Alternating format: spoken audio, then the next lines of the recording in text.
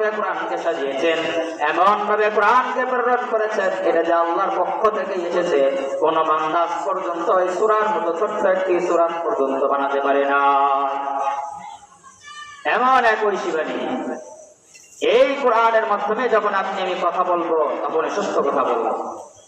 তিরমিজি শরীফের 1906 নম্বর হাদিস, আবু হুরায়রা রাদিয়াল্লাহু তাআলা আনহু তিনি বর্ণনা করেন, ক্বালা রাসূলুল্লাহ সাল্লাল্লাহু আলাইহি ওয়াসাল্লাম, লম্বা হাদিস, হাদিসের শেষে রাসূল বলেছেন, মান ক্বালা বিহি সাদাকা, যে ব্যক্তি কোরআনের মাধ্যমে কথা বলবে সেই একমাত্র সত্য কথা বলবে।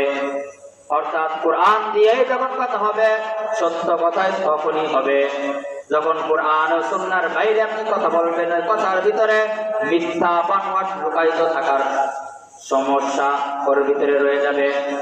এজন্য রাসূল বলেন, মান ক্বালা বিহি সাদাকা, যে ব্যক্তি কোরআন দিয়ে কথা বলে সেই একমাত্র সত্য কথা বলে।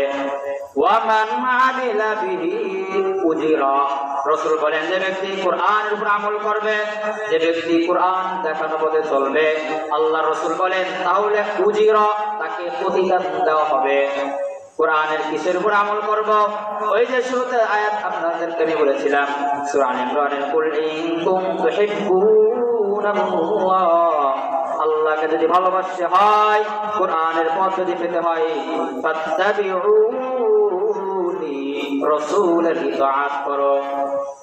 সূরা হাসরের 7 নম্বর আয়াতে আল্লাহ বলেছেন, মা আতাকুমুর রাসূলু ফাখুযু, তোমাদের কাছে তোমাদের রাসূল যা নিয়ে এসেছে, ফাখুযুহু, তাকে আঁকড়ে ধরে রাখো, সুন্দরভাবে ধরে রাখো।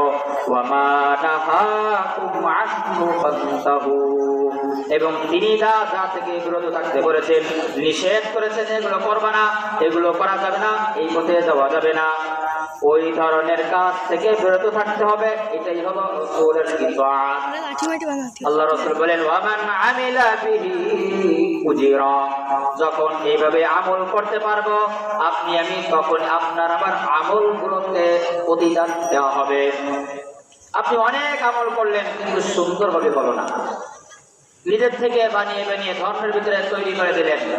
আয়েশা সিদ্দিকা বলেন, বুখারীর হাদিস, মান আহদাসা ফি আমরিনা হাযা মা লাইসা মিনহু ফাহুয়া রাদ্দুন, যদি কোনো ব্যক্তি ধর্মের বিষয় হিসেবে ধর্মের ভিতরে কোনো কিছু ঢুকিয়ে দেয়, সেটাই হলো পরিত্যাজ্য, ওটা কোনোভাবেই গ্রহণযোগ্য হবে না, ওটা বাতিল, ওটা বাতিল, ওটা বাতিল।